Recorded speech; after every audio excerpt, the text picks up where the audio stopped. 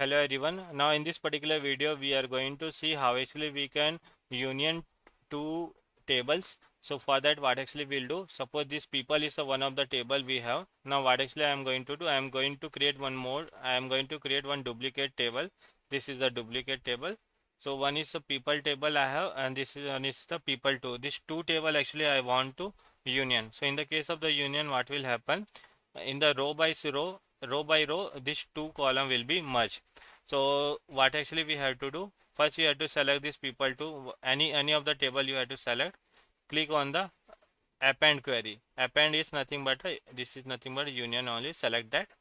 Once you will select that, right, which particular table you want to append, that you have to select. I want to append with the people to this. You have to select, and after that you have to click on the OK. Once you will click, right, you can see all the data from both the table actually it got appended.